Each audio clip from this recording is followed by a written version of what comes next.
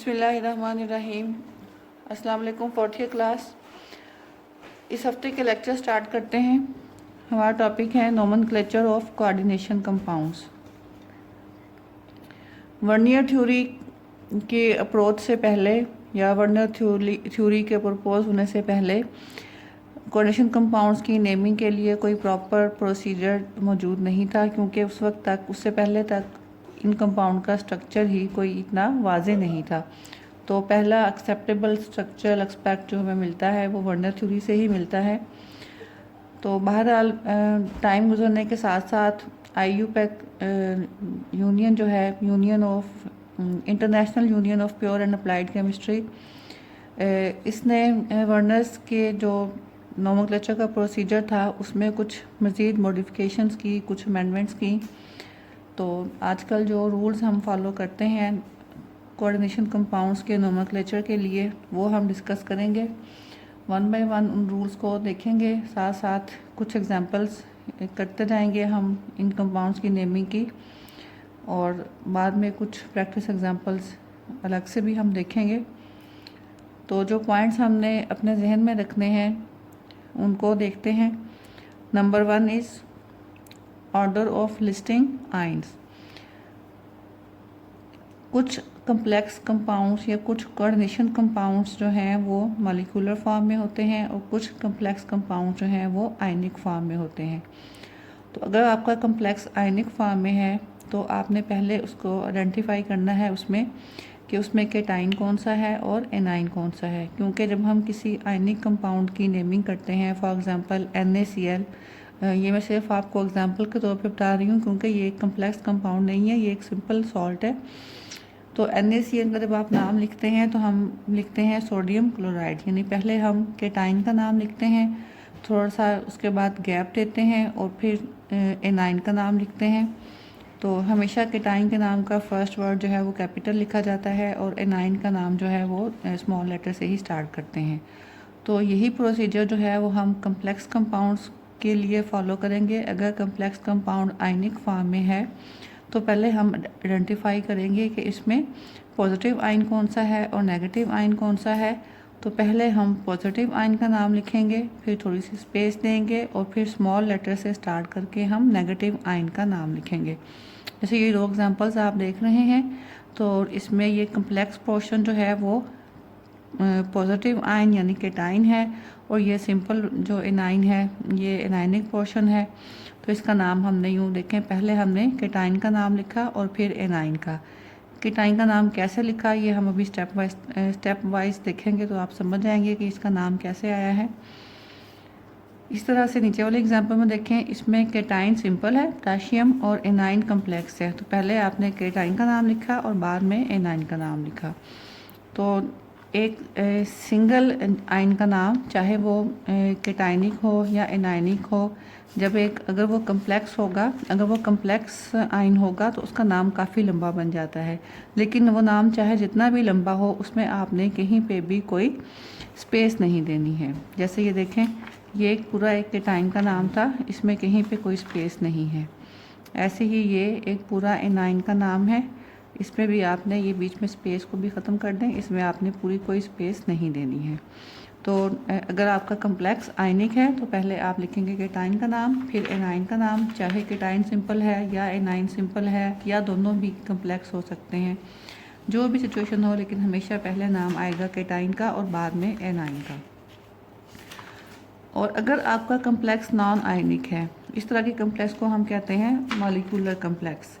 For example ये नीचे आप एग्जांपल देख रहे हैं, इसमें कोई पॉजिटिव नेगेटिव आयन नहीं है, बल्कि ये पूरा एक मॉलिक्यूल है, यानी कि ये नॉन आयनिक कम्प्लेक्स है।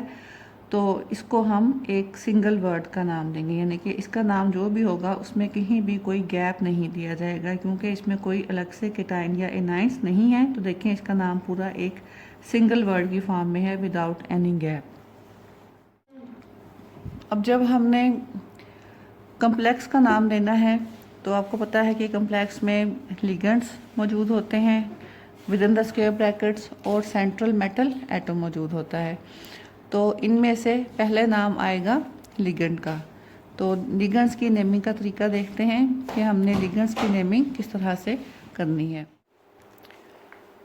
लिगेंड्स को हम 3 टाइप्स में कैटेगराइज कर सकते हैं, negative ligands, positive ligands and neutral ligands. Positive ligands बहुत ही रेयर होते हैं, आपकी बुक में शायद ही इसकी कोई एग्जांपल हो। ज़्यादातर हम जिन लिगेंड्स से एनकाउंटर होते हैं वो नेगेटिव और न्यूट्रल होते हैं। तो हम इन्हीं 2 लिगेंड्स को देखते हैं। तो एक मेटल एटम के साथ डिफरेंट टाइप के लिगेंड्स अटैच हो सकते हैं, उनके ऊपर चार्ज भी डिफरेंट हो सकता है, either they can be neutral और they can be negatively charge, उनकी टाइप भी डिफरेंट हो सकती है। तो आपने देखना है कि सेंट्रल मेटल एटम के साथ कितने लिगेंड्स अटैच हैं और उन लिगेंड्स को आपने अल्फ़ाबेटिकली नेम देना है। यानी अगर फ़र्ज़ करें कि एक लिगेंड लगा हुआ है फ्लोराइड, एक क्लोराइड लगा हुआ है, एक ऑक्साइड लगा हुआ है, हाइड्रोक्साइड लगा हुआ है, तो आपने इनको अल्फ़ाबेटिकली नेम देना है। तो पहले नाम आएगा क्लोराइड आयन का, क्लोराइड लिगेंड का, उसके बाद आपके पास आएगा हाइड्रोक्साइड लिगेंड का और उसके बाद फ्लोराइड लिगेंड का। लिगेंड्स को आपने अल्फ़ाबेटिकली अरेंज करना है, चाहे वो न्यूट्रल हैं या नेगेटिव हैं या पॉजिटिवली चार्ज लिगेंड्स हैं। लेकिन जब आपने उनकी नेमिंग करनी है लिगेंड्स की, तो आप यहाँ पे देखें फ्लोराइड आयन जो है इट इज़ नेम्ड एज फ्लोरो। जब ये लिगेंड के तौर पे अटैच होगा इसको हम फ्लोरो कहेंगे। Chloride is named as chloro, bromide is bromo, iodide is called iodo, cyanide is called cyano, hydroxide is called hydroxo, oxide is called oxo, peroxide is called peroxo, hydride is called hydrido, carbonate is called carbonato, nitrate is called nitrato, nitrite is called nitro or nitrito, और नाइट्रीटो n means कि ये अपने nitrogen atom के through electrons donate कर रहा है। यही nitrite जब ऑक्सीजन एटम के थ्रू इलेक्ट्रॉन डोनेट करे तो उसको हम कहेंगे nitrito O. Sulphide is called sulphido and thiosulphate is called thiosulphato. यानी कि आप देखें एक कॉमन जो ट्रेंड है वो ये है कि जब कोई लिगेंड नेगेटिवली चार्ज होगा तो उसके नाम का एंडिंग जो है वो ओ से होगी, ब्रोमाइड से ब्रोमो, साइनाइड से सायानो। लेकिन जो न्यूट्रल लिगेंड्स हैं उनके नाम आमतौर पे हम अनचेंज्ड ही लिखते हैं, सिवाय 2-3 एग्जांपल्स के। ये 2-3 एग्जांपल्स ऐसी हैं जहाँ पे नाम चेंज किए जाते हैं। जैसा कि वाटर अगर हो तो वाटर अगरचे एक न्यूट्रल लिगेंड है लेकिन उसको हम वाटर की बजाय एक्वा लिखते हैं। अमोनिया को अमोनिया की बजाय अमाइन लिखते हैं। अभी देखें ये अमाइन AMMINE, ये ऑर्गेनिक वाले अमीन से डिफरेंट है, उसमें सिंगल एम आता है, इसमें डबल एम, क्योंकि अमोनिया से ये है तो अमोनिया में भी डबल एम होता है। और नाइट्रोक्साइड ग्रुप अगर होगा, नाइट्रिक ऑक्साइड ग्रुप, इसको हम कहेंगे नाइट्रोसाइल, और कार्बन मोनोऑक्साइड को हम कहेंगे कार्बोनाइल। तो ये 4 न्यूट्रल लिगेंड्स ऐसे हैं जिनका नाम चेंज किया जाता है, अदरवाइज बाकी सारे न्यूट्रल लिगेंड्स का नाम अनचेंज यूज़ किया जाता है। जैसा कि आप ये देख रहे हैं फॉस्फीन, इसको हम फॉस्फीन ही लिखेंगे कम्प्लेक्स की नेमिंग करते हुए। This is pyridine, this is ethylene diamine. तो ये न्यूट्रल लिगेंड्स हैं जिनके नाम हम चेंज नहीं करते। तो कॉमन ट्रेंड ये है कि नेगेटिवली चार्ज लिगेंड्स का नाम जो है वो ओ से एंड होता है, जबकि न्यूट्रल लिगेंड्स का नाम सिवाय चंद एक लिगेंड्स के हम अनचेंज लिखते हैं। और अगर एक ही मेटल एटम के साथ डिफरेंट टाइप के लिगेंड्स अटैच हैं तो आपने उनको अल्फ़ाबेटिकली नेमिंग देनी है। अब ये देखें ऑर्डर ऑफ लिगेंड्स में, जैसा कि हम प्रैक्टिस एग्जांपल देखते हैं, ये एक कोऑर्डिनेशन कंपाउंड है। इसमें देखें 2 पोर्शंस हैं, एक केटायनिक पोर्शन और एक एनायनिक पोर्शन। ये केटायनिक पोर्शन जो है वो कम्प्लेक्स है और एनाइन जो है वो सिंपल है। आपको पता है सल्फेट के ऊपर नेगेटिव चार्ज होता है, तो जाहिर है कि ये एनाइन है, तो रिमेनिंग जो कम्प्लेक्स पोर्शन है वो केटाइन है। तो इसमें देखें आपके पास 3 डिफरेंट तरह के लिगेंड्स अटैच है मेटल के साथ, अमोनिया, नाइट्रो और क्लोरो। ठीक है, तो अमोनिया के 4 लिगेंड्स हैं, तो इसका नाम हम अब देखें अल्फ़ाबेटिकली, पहले अमोनिया का नाम आएगा, फिर क्लोरो का और फिर नाइट्रो का। तो अमोनिया के 4 लिगेंड्स हैं, इसके साथ में टेट्रा लगाया है, टेट्रा अमीन क्लोरो नाइट्रो। उसके बाद नाम आएगा मेटल का, प्लैटिनम। उसके बाद ये मेटल की ऑक्सीडेशन स्टेट है, इसको हम कैलकुलेट करना अभी कुछ देर में सीखेंगे। तो ये पूरा कम्प्लेक्स पोर्शन का नाम पूरा हो गया। इनकी कम्प्लेक्स पोर्शन के नाम में क्या कुछ आएगा, names of all types of ligands, उसके बाद सेंट्रल मेटल एटम का नाम, उसके बाद सेंट्रल मेटल एटम की ऑक्सीडेशन स्टेट, और उसके बाद अगर मज़ीद कोई आयन है तो उसका नाम आप लिखेंगे गैप देकर। सिमिलरली ये देखें, यहाँ पे ये भी दो पोर्शंस हैं इस कंपाउंड के, इनकी आयनिक कंपाउंड है। अमोनियम एक सिंपल आयन के तौर पे अटैच है। आपको पता है कि अमोनियम के ऊपर +1 चार्ज होता है, so it is a cation. तो रिमेनिंग जो कम्प्लेक्स पोर्शन है वो एक एनाइन है। तो अमोनियम लिखा, उसके बाद आपने गैप दिया, फिर आपने नाम लिखना है इस बाकी कम्प्लेक्स का। इसमें दो तरह के लिगेंड्स हैं, अमोनिया और thiocyanate. This complex is called as thiocyanate. Negatively charge होता है तो इसका नाम जो है वो थायोसायनेटो हम लिखेंगे। अमोनिया के दो लिगेंड्स हैं, डाइअमीन। थायोसायनेट के 4 लिगेंड्स हैं, टेट्रा थायोसायनेटो एन। एन का मतलब ये कि ये नाइट्रोजन के ज़रिए से अटैच है। और उसके बाद सेंट्रल मेटल एटम का नाम है क्रोमेट 3।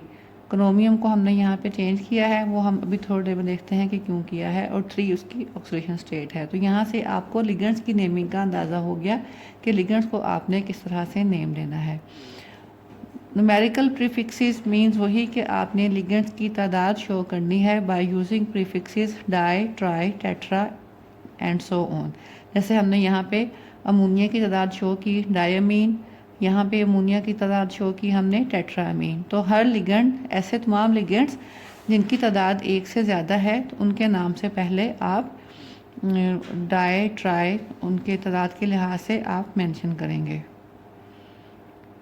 जब बाज़ लिगेंड्स ऐसे होते हैं कि उनके अपने नाम में भी डाई, ट्राई का वर्ड आता है, जैसा कि इथाइलिन डायमीन। इस तरह से आपके पास और एग्जांपल्स भी हो सकती हैं। कुछ और एग्जांपल्स आगे लिगेंड्स की आप देखेंगे, उसमें इस तरह के लिगेंड्स के अपने नाम में जो है वो डाई, ट्राई टाइप के प्रीफिक्सेस यूज़ होते हैं। जैसा कि आप ये देखें, ये लिगेंड है आपके पास, एक तो क्लोरो, 3 लिगेंड्स यूज़ हो रहे हैं सेंट्रल मेटल एटम के साथ, दूसरे 2 लिगेंड्स यूज़ हो रहे हैं ये PC6H5 thrice. This is called as triphenyl phosphine. ये भी एक लिगेंड है। अब देखें इसके अपने नाम में ट्राई का प्रीफिक्स आ रहा है। तो ऐसे लिगेंड्स जिनके अपने नामों में ट्राई, डाई वगैरह के प्रीफिक्सेस यूज़ हो रहे हों तो उनकी तादाद शो करने के लिए फिर हम यूज़ करते हैं कुछ और prefixes. They are called as bis, tris and tetrakis. Bis stands for 2, यानी कि अगर 2 लिगेंड्स हैं तो आप बिस कहेंगे, अगर 3 लिगेंड्स हैं तो उसको आप ट्रिस कहेंगे, और अगर 4 हैं तो टेट्राकिस। ये सिर्फ उन लिगेंड्स के लिए जिनके अपने नाम में डाई, ट्राई का वर्ड आता है। फॉर एग्ज़ाम्पल ये देखें, कोबाल्ट के साथ इथाइलिन डायमीन के 2 लिगेंड्स हैं और क्लोरीन के 2 लिगेंड्स हैं। तो आप इसको कैसे नेमिंग देंगे? अल्फ़ाबेटिकली क्लोरो पहले आएगा, डाई क्लोरो, उसके बाद अब आप इसको डाई इथाइलिन डायमीन नहीं कहेंगे क्योंकि ये नाम फिर थोड़ा सा कम्प्लेक्स हो जाता है। तो आप इथाइलिन डायमीन की तादाद को शो करेंगे बिस से। 2 लिगेंड्स हैं तो बिस, और बिस के बाद जब भी आप बिस, ट्रिस टाइप के प्रीफिक्स यूज़ करेंगे तो उसके बाद हमेशा आप स्मॉल ब्रैकेट्स यूज़ करेंगे। बिस, उसके बाद स्मॉल ब्रैकेट लगाएंगे बगैर किसी गैप के, इथाइलिन डायमीन, ब्रैकेट बंद कर देंगे, उसके बाद मेटल एटम का नाम और उसकी oxygen state and so on. ऐसे ही ऊपर वाले एग्जांपल में देखें, यहाँ पे भी 2 तरह के लिगेंड्स हैं, क्लोरो और ट्राइफिनाइल फॉस्फीन। तो 3 क्लोरो हैं तो ट्राई क्लोरो, 2 ट्राइफिनाइल फॉस्फीन हैं तो बिस, उसके बाद ब्रैकेट में ट्राइफिनाइल फॉस्फीन और उसके बाद मेटल एटम का नाम।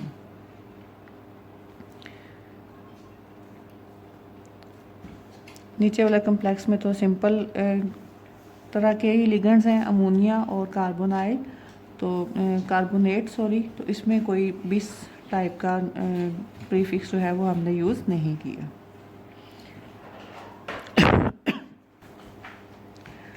तो ये हमारे लिगेंड्स को नेमिंग देने का तरीका जो है वो हमने देख लिया कि लिगेंड्स की तरतीब क्या होगी नेमिंग की, उनका नाम एंड कैसे होगा और उनके डिफरेंट टाइप के लिगेंड्स की तादाद शो करने के लिए हम क्या करेंगे। तो उसके बाद हमें देखना है कि कम्प्लेक्स का नाम जो है उसकी एंडिंग कैसे होगी, termination of name of complex. तो कम्प्लेक्स पोर्शन का नाम एंड होगा with the suffix ate if the complex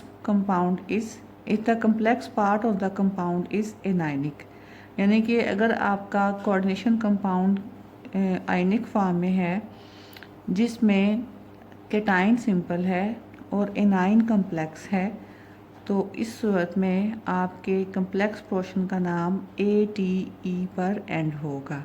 जैसे आपने पीछे एग्जांपल देखी थी, हमने क्रोमियम को क्रोमेट कहा था क्योंकि यहाँ पे देखें एनाइन जो है केटाइन सिंपल था, तो जाहिर है कि ये कम्प्लेक्स पोर्शन एनाइनिक है, तो इसलिए हमने इसका नाम जो है वो ATE पे एंड किया। And if the complex portion of the compound is केटाइनिक और न्यूट्रल, तो फिर आप उसमें मेटल एटम का नाम जो है वो एज सच शो करेंगे, उसमें कोई चेंजिंग नहीं आएगी। यानी अगर आप या दूसरे अल्फाज में आप यूँ समझ सकते हैं कि अगर सेंट्रल मेटल एटम कंपाउंड के एनाइनिक पार्ट में आ रही है तो आप उसका नाम ATE से एंड करेंगे, और अगर सेंट्रल मेटल एटम कंपाउंड के पॉजिटिव या न्यूट्रल पार्ट में है तो फिर उसका नाम जो है वो एज सच बगैर किसी चेंजिंग के यूज़ होगा। मेटल का नाम शो करने के लिए आमतौर पे मेटल्स का जो इंग्लिश नेम है वही यूज़ किया जाता है, जैसे क्रोमियम, कोबाल्ट वगैरह। लेकिन बाज़ जब आप इंग्लिश नेम के साथ, जब आपका मेटल एटम जो है वो एनाइनिक पोर्शन में हो, तो आप इंग्लिश नेम के साथ ATE लगाएं तो वो कुछ ऑकवर्ड सा नाम बन जाता है। जैसे आयरन के साथ अगर आप ATE लगाएं तो आयरनेट, वो कुछ इतना सही नहीं लगता। तो बाज़ मेटल्स के लिए फिर हम इंग्लिश नेम की बजाय लैटिन नेम यूज़ करते हैं। जैसा कि मैंने आयरन की बात की, तो हम आयरन को आयरनेट की बजाय अगर वो नेगेटिव पोर्शन में है तो हम उसको फीरेट कहेंगे। सिमिलरली निकल, आप यहाँ पे देखें, निकल पॉजिटिव पोर्शन में है, यहाँ पे न्यूट्रल है ये कंपाउंड। न्यूट्रल में भी हमने कहा कि मेटल की हम नाम चेंज नहीं करते, तो निकल को निकल ही रखेंगे। तो जिन मेटल्स के नाम चेंज होते हैं उसमें आयरन है, गोल्ड को हम ऑरम का नाम देंगे, और अगर वो नेगेटिव पोर्शन में है तो हम उसको ऑरेट कहेंगे। मज़ीद इस तरह की कोई एग्जांपल आएगी तो हम देखेंगे और कौन सी मेटल्स के नाम जो हैं वो हम चेंज करते हैं, हम इंग्लिश नेम की बजाय लैटिन नेम यूज़ करते हैं। ये ज़्यादा कॉमन जो हैं वो ये आयरन और गोल्ड है। उसके बाद हमने कैलकुलेट करनी है मेटल की ऑक्सीडेशन स्टेट, क्योंकि आपने देखा कि कम्प्लेक्स पोर्शन का नाम जब पूरा हो जाता है उसके बाद हम with in the small bracket हम उसकी ऑक्सीडेशन स्टेट लिखते हैं। मेटल एटम की ऑक्सीजन स्टेट हमेशा रोमन नंबर से शो की जाती है, रोमन न्यूमेरिकल से शो की जाती है। जैसा कि आप देख रहे हैं यहाँ पे 2, -1, ये सब हमने रोमन, यहाँ पे ये 3, 4 रोमन फिगर्स में लिखा है। तो मेटल की ऑक्सीजन स्टेट जो है वो हमेशा रोमन फिगर में लिखी जाती है with in the parenthesis mean छोटी ब्रैकेट, स्मॉल ब्रैकेट में हम इसको लिखते हैं, जिसको हम कर्व ब्रैकेट भी बोलते हैं।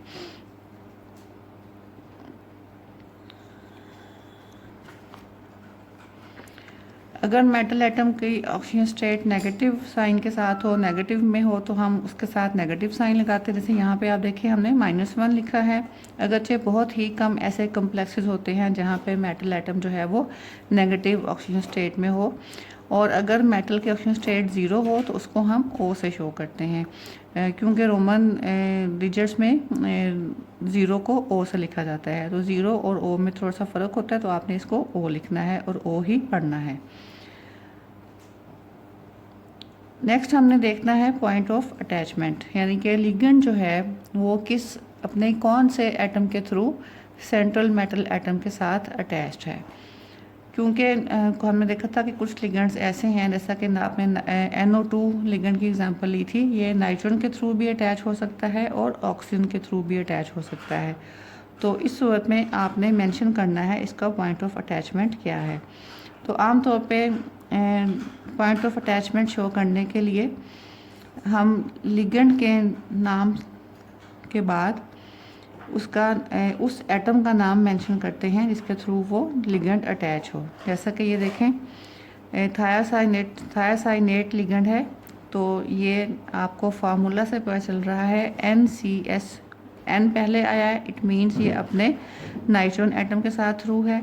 ये भी थायोसाइनेट है, यहाँ पे इसका फार्मूला SCN लिखा गया है, इट मीन्स कि ये सल्फ़र के थ्रू अटैच है।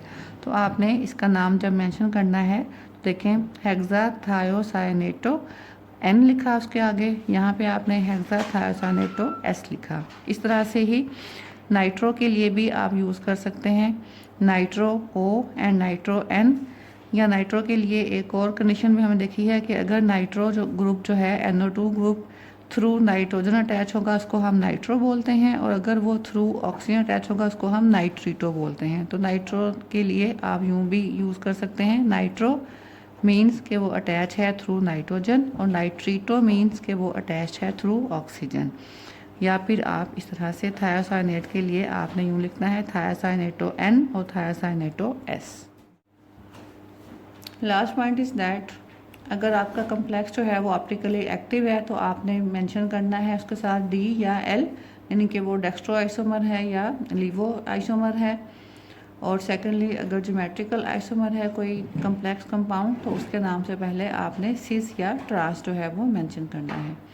तो ये सारे पॉइंट्स हो गए हमारे about the naming of coordination compounds. Next lecture में इंशाल्लाह हम थोड़ी सी प्रैक्टिस करेंगे। ख़ास तौर पे मैं आपको बताऊंगी how to calculate the oxidation state of metal. उस वक्त तक के लिए अल्लाह हाफिज़।